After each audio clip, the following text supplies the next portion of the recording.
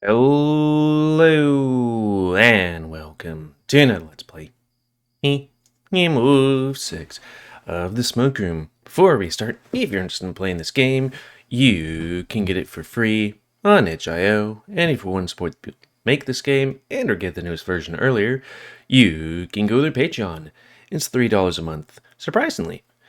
Anyways, on the last Let's Play, we showed James a good time, if you know what I mean, and then Cliff organized an expedizione to go to the Masetta tribe, and we're coming along to be the bodyguard. But we're also going to use that to sneak out of town because we feel the fuzz on our backs, you know? Fuzz being like them figuring out who it'd be. Anyways, just set my face. And start. Being outside ain't so bad when the sun ain't beating down on you every waking moment. I know that. Unless it's humid. Ooh, I guess we have to slow it down. Boop. It's not as noisy at night either.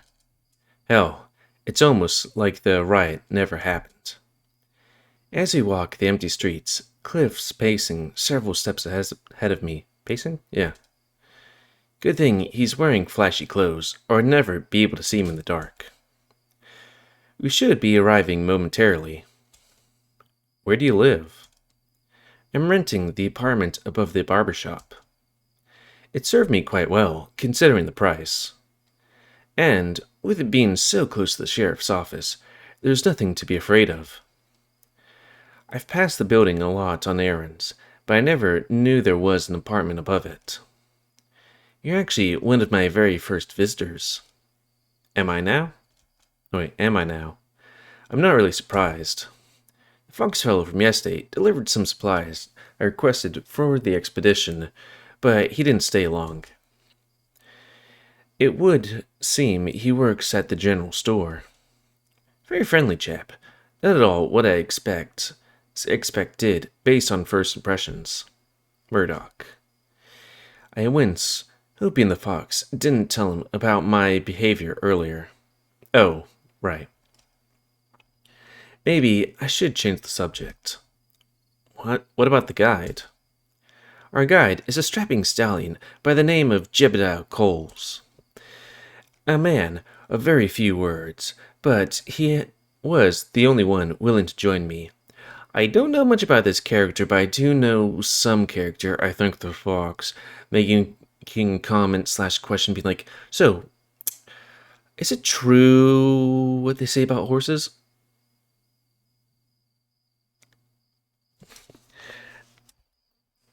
And where is exactly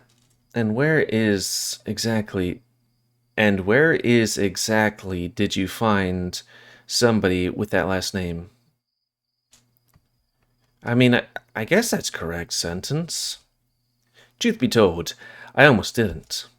But Murdoch took me to a charming little barn in some field filled with good men, and good beer, and a poor fellow was thirsty, so I wet his whistle, and everything more or less worked out. The place have a name? The Stag, I think they called it. Rings a bell, but I've never been. I think I've heard Nick mention it to me a few times. It was less stiff than the Hip, you know? Yeah. And much less judgmental, too, from what I could tell. The guide was willing to give me a dance, since all of the men there are comfortable with that sort of thing. I chuckled a bit from the vision in my mind of a weasel in his shorts, trying to lead a horse in a waltz. I mean, I guess he's a stoat and not a otter, so his legs are proportional? I don't know. What's his name from Echo doesn't seem... I don't know if we see his like full body, but it's always a thing where it's like, yeah, he has tiny little limbs. Because otters. So, is that what you picked him? No, wait, actually, I guess you do see a picture of him full when he's underwater. So, is that why you picked him out? Oh, come now. Don't be so cheeky. He told me he's like us, Sam. You just told another stranger that? Right off the bat? I slick back the moisture from my forehead and pat down the top of my skull. Even after yesterday's incident? Is he suicidal or something? Well, that's certainly been the least rational reaction by far. And I'm not going to let one bad experience ruin my chance to meet new people and make new connections. In fact, I've been told that those two ruffians have a terrible reputation. Once the law deals with them, I doubt they'll be so cocky. I mean, somebody's dealing with at least one of them, if you know what I mean. Speaking of which, there's the office just ahead. Or so I presume. Because, I'm not sure if it's one of those... These are one of those games where it's like, you pick somebody else, which causes somebody to not die. You know, somebody early on. But I feel like he's dead. We're coming up on the sheriff's office now. The lights inside are still on, shining down on two men talking in front, William and Reed. Instinctively, I grab Cliff by the wrist.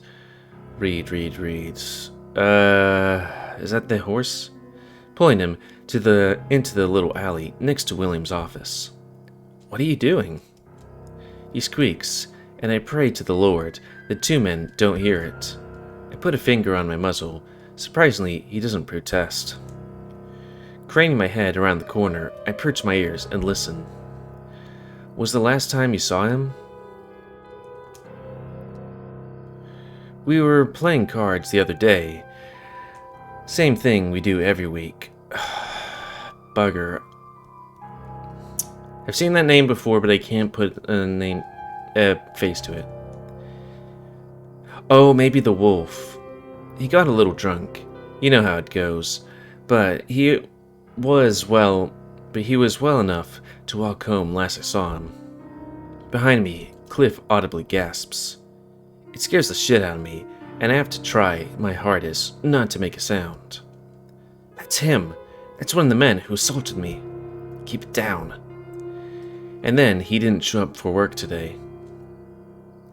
Did he have any enemies? Wasn't dumb enough to make any. If you ask me, it's probably that fag weasel who done it. It wouldn't happen to be the same weasel you boys beat the shit out of yesterday, now, wouldn't it? The wolf's smug expression immediately drops. He tried to. You're lucky I've got better things to take care of, Reed. If I catch wind of you causing trouble again, you're gonna be looking for more than just a fine. Scram. Tail tucked between his legs, the wolf scampers off into the night, slurring under his breath. William watches him go, arms folded. He leans back against the building. Same goes for you, too. I grit my teeth. Should have known. William can smell me from a mile away. Ooh, ooh. I gingerly step out of the alley, Cliff in tow. William looks at me from the corner of his eye, bemused. Part of me fears Murdoch told him what happened. I dread what he's about to say. Working the streets now? It'd be hard, being a hoe. I breathe a sigh of relief. I'm about to answer, but William shakes his head. I don't care. Not a smart idea to be out this late with all that's happened. Why? We have a missing rat, reported missing in the dead of night, right after the riots. Gone without a trace. Your friend over there might know him? I guess Huxley really is gone. Good riddance, if you ask me. Cliff steps in next to me. William regards him coolly. Normally I'd agree, but the situation we're in has been anything but normal. If one dead miner's enough to spark a riot, a banker might get the whole town burned down. Folks ain't gonna be happy. I haven't seen that face before. Maybe it's an update? Because we did do William's route, but, you know. Maybe I was too busy reading. It takes me a whole while to decide what I'm gonna say next. I'm the murderer! Actually not a murderer, self-defense. Think it was just the same fellow that did the first one? Can't be sure. If it is, it won't be long before he slips up. Best thing for you and your friend to do now is to stay inside and lock the door. Well, on the one hand that could be good and that could be bad, because if it's... The good part is that clues from the second scene might lead, you know, the people off the trail for the first scene, you know? Because if there's more clues on the second scene. But then, the bad part is, if they would think it might be me, then that would, you know, make me a double murder. But if we're gonna hang for the first one, then it doesn't matter too much, I guess. We've got no time to stay indoors. We're leaving Echo tomorrow. William grunts. That's news to me. Any particular reason? Academic purposes. Academic purposes, he says. What's there to study? Tumbleweeds? Actually, if there's a worse place than to be in town, I'd be outside. In this town. I can take care of criminals and thugs in the alleys here, but no one can save you from highwaymen, rattlesnakes, and black widows. I shiver at the thought. Maybe go to town hall instead, kid. Plenty of books there. Might even learn a thing or two about how folks interact around here. Cliff brows furrow. His bottom lip is quivering. I'm not a child. I've only been in this town for a fortnight, and I've already been beaten, spat on, insulted, and generally treated like a refuse by that awful person. If you actually did your job, instead of fraternizing with every man who nearly killed me yesterday, perhaps it would be better to stay here. As it stands right now, rattlesnakes be damned. I am not staying another day in this wretched place.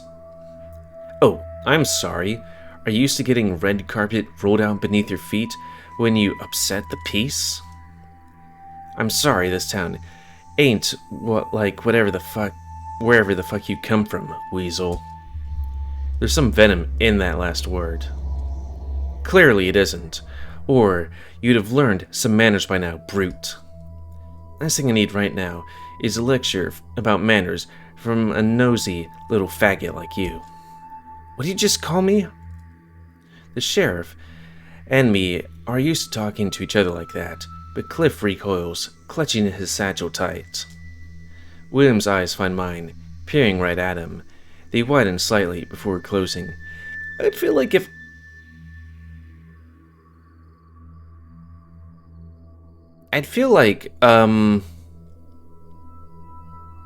if I were the main character, I would switch. I would kind of step in between them, but also those red eyes just came out of nowhere. Were they always there? Sam, get this weasel out of my face. No need. Already leaving. We cross the street. I give William one last look, but he doesn't acknowledge me. I'm surprised he doesn't want to stop me or ask any questions, but he looks like he's through with talking to anybody tonight. Lucky me. Okay.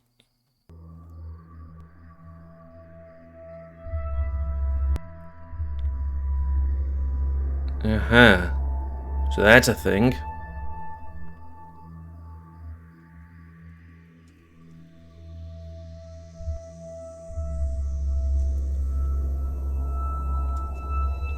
Like, I thought that was just naturally part of the music, but, interesting.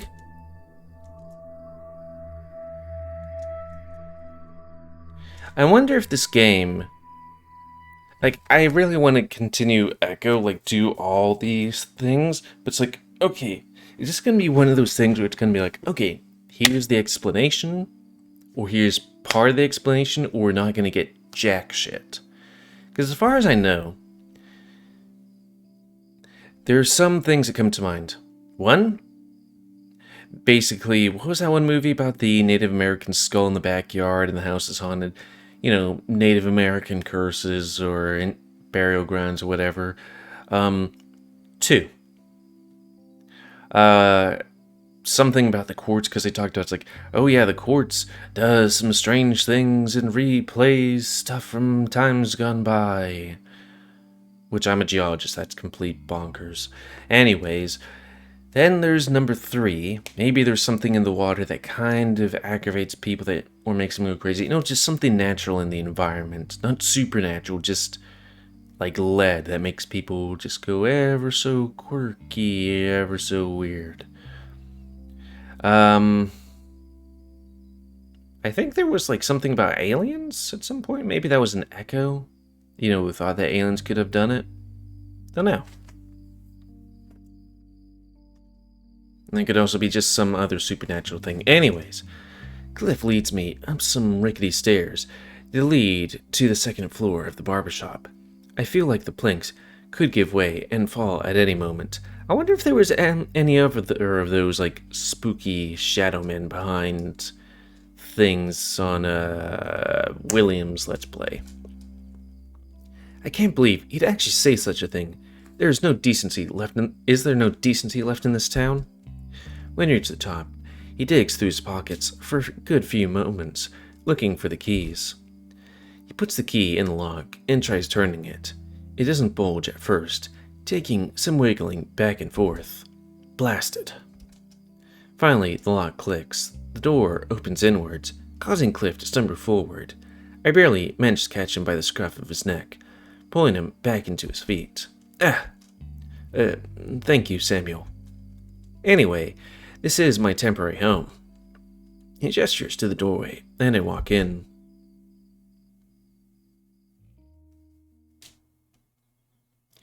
It looks kind of crappy. Like, the stuff covering the seats, the walls, they kind of look like they're moldy? Though maybe that's just, I don't know. Beyond lies a dark living room, almost as bare bones as my room at the hip. He walks briskly ahead of me, lighting a lamp that allows me to see things more clearly. For a man so fussy with appearances, there's barely any personal touch to this place. With all his talk of art earlier, I was expecting a painting on the wall at least. The sitting area is just a sofa and a low table, with no dining table to speak of. On the table, next to this stack of books, a vase, and a vase of yellow flowers, is a bag that looks like candy of some sort. Taffies, maybe. I recognize the smell. The one expensive thing in this room is the photograph standing on a small closet in the corner, next to the door, perhaps leading to the bedroom. Please, make yourself at home. Would you like some tea? Sure. He claps his hands together, grinning up at me. Splendid. Please, have a seat. He scurries off to the kitchen, leave me alone in the room. Take a seat on the sofa. It reeks of fox. And I'm starting to think Murdoch did more than visit. I look at the books on the table to distract myself. They've all got titles longer than any book I've seen before. I grab one on the top. Het leven der Wolven. I just want to quickly look it up. German to English. I mean, it might be German. Something Wolven. It's Dutch. Okay. The Life of Wolves. Interesting. It's thick, ooh, written in a language I don't know how to read. Probably Bavarian, but it has pictures. Most of them show wolves in loincloths. One shows a cat serving a wolf grapes. The other pictures in there are all anatomy studies. Must be one of his school books. I slip one of the taffies into my mouth. It's sweet, almost sickeningly so, yet I can't help but eat another right after. Maybe Ethel was right about my eating habits. The rattling of pots and pans rouses me, ooh, and before long I hear a strange, downright hellish whistling sound. I freeze, slowly chewing and swallowing taffy in my mouth. Bits of it stick to my teeth. Have you never heard a teapot? Is everything alright? Oh, everything's not right. It's not supposed to make that sound. I hear the sound of some water hitting the ground, then a long, high-pitched squeak. Silence follows. I get up and throw the book on the table, half running to the kitchen. Cliff, are you... Cliff is standing with the tea kettle in hand, shaking his free hand wildly. Oh, Samuel, so sorry to have frightened you. I just spilled some tea water on myself. Need any help? It happens from time to time. No need to worry. As a person that spilled tea on yourself, be careful. You don't want to have second-degree burns or accidentally peel your own skin off. That sucks. That just makes me more concerned. I watch as he tries again, filling two cups, standing on an ornate tray with steaming hot water. He adds a little back to each cup. Do you want sugar in yours? I don't know. Is it good with this kind of tea? It all depends on personal taste. That said, I usually drink mine with sugar. As a kid, I would put so much sugar that it would just kind of sit at the bottom of the teacup. That was the best. These days, never drink tea with sugar. I'll take some too then. After carefully measuring and pouring sugar into both cups, he takes the tray and hands it to me. Could you bring this to the living room for me? I'll clean up the mess here. Don't drink it right away, alright? It needs to sit for a bit to bring out the flavor. I also wouldn't want you to burn your tongue. Tray in hand, I turn to the sofa and the little table, sneaking another taffy as I do. Putting it down and sitting on the couch, I watch the sugar dissolve and the water turn a deeper color. It smells like apples. Cliff walks out the kitchen soon enough, heading straight for the photograph. Phonograph? He fiddles with it some and puts the needle to a record. The foreign piece starts to play, and the weasel steps to the melody, hopping his way to the sofa to sit down next to me. I can feel the tremors of the shakes through the couch fabric of his shakes. It seems like he's a little shaky from what happened outside. I find that listening to music is the best way to unwind after a day of turbulent and loathsome as this one has been. He reaches for the nearest cup of tea and reclines, blowing on it some to cool it down. He gives it a long sniff. I think it's about right. I grab mine too. It's almost too hot to handle. Up close, the scent is even more pronounced. It's not much like my usual drinks at the saloon, which is usually liquor. Next to me, the weasel takes a careful sip. I catch him wince from the heat, but he still takes another sip. I follow his example.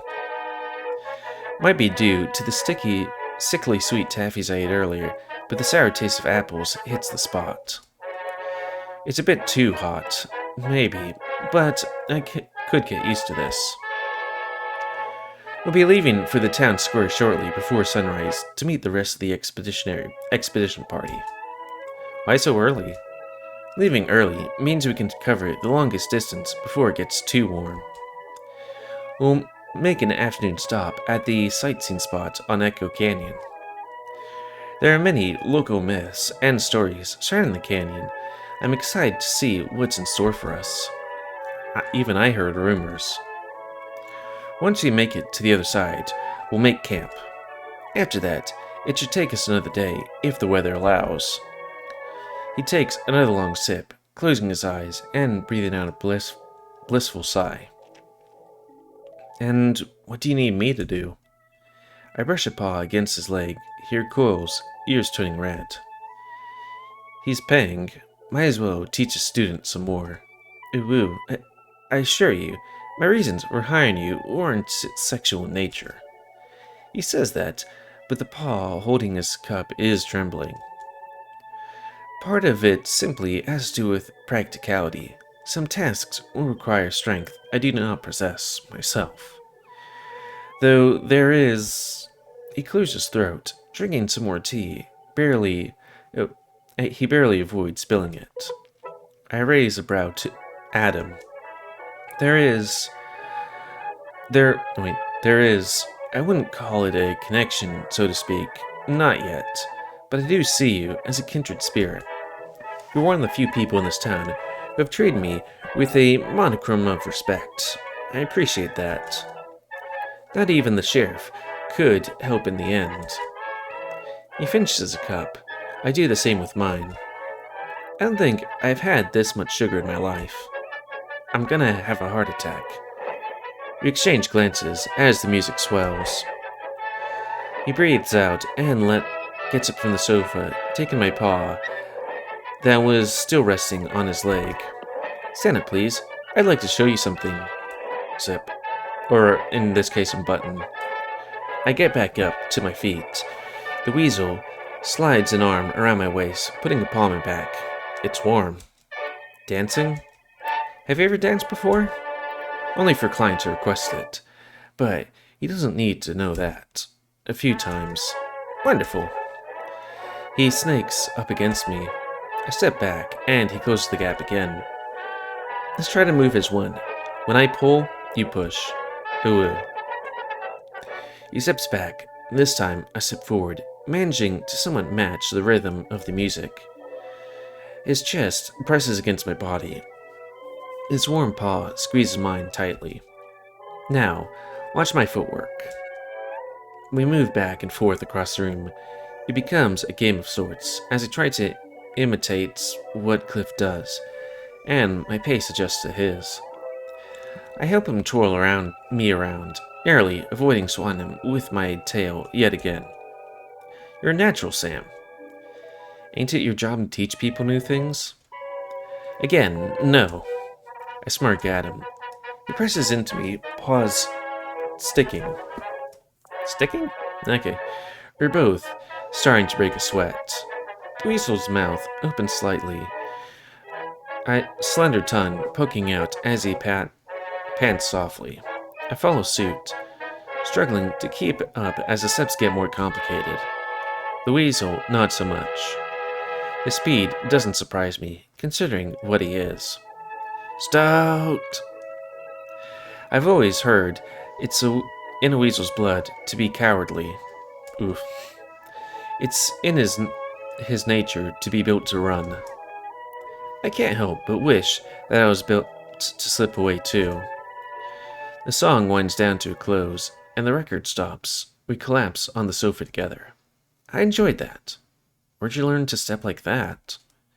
My parents insisted on lessons when I was young. I stopped going after my mother passed away, but dancing is something you never really forget how to do. But if you don't mind, I think I shall go get some rest. It's been a long day, and tomorrow will be longer still. Where do I sleep? You can take the bed. I'll sleep here. I'd offer to sleep together, but the bed is far too small for 2 people. I don't mind sleeping here, actually. It's your bed. Oh no, I insist. He points to the door next to the phonograph. The bedroom is behind that door.